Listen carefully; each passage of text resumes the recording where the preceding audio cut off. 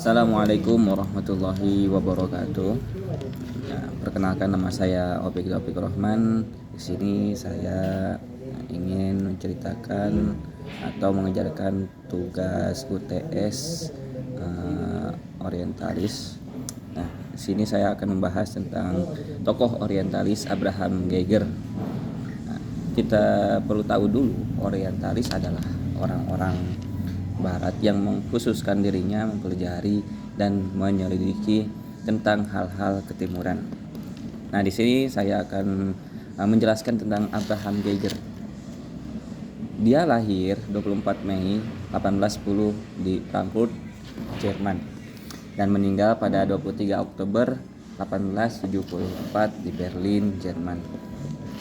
Dia merupakan seorang sejarawan, agamawan, pengarang, dan juga reformis agama Yahudi yang berpengaruh. Geiger terkenal dengan studi kritisnya terhadap Bible dan teks-teks Yahudi. Nah, deskripsi pemikiran Abraham Geiger tentang Al-Quran terlihat dalam hukumnya atau dalam bukunya yang berjudul Judaism and Islam. Geiger menjelaskan bahwa Al-Quran terpengaruh oleh agama Yahudi dalam hal-hal seperti linguistik atau keimanan dan doktrin, dan peraturan-peraturan hukum dan moral, pandangan tentang kehidupan, serta cerita-cerita dalam Al-Quran. Contoh linguistik dari kata jahanam. Kata ini juga diklaim berasal dari Yahudi.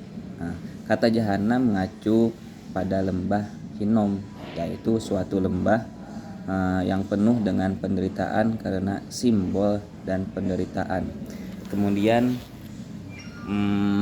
mendorong penggunaan Himon menjadi Gehinnom dalam kitab Talmud untuk menandakan neraka. Juga ada istilah surga. Nah, kalau di Islam ada 7 tingkatan surga. Dalam kitab suci disebutkan bahwa ada 7 tingkatan surga dan semuanya telah diberi nama. Nah, hal ini tertera dalam kitab Dachigo 9 ayat 2. Begitu juga dalam Al-Quran juga terdapat pernyataan Nabi Muhammad juga menyebutkan hal yang sama seperti dalam Al-Quran surat Al-Baqarah ayat 29. Nah, apa bantahan orang muslimin terhadap tokoh orientalis yang bernama Abraham Geiger ini? Yang pertama, terdapat beberapa pendapat pendapat sarjana muslim yang menolak pandangan Abraham Geiger terhadap Al-Quran. Hal ini terlihat dari beberapa argumen mereka sebagai berikut. Pertama,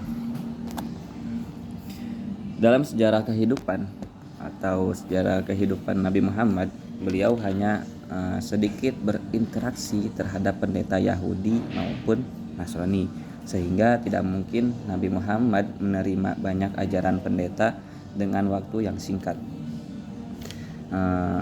Dan juga minim banget.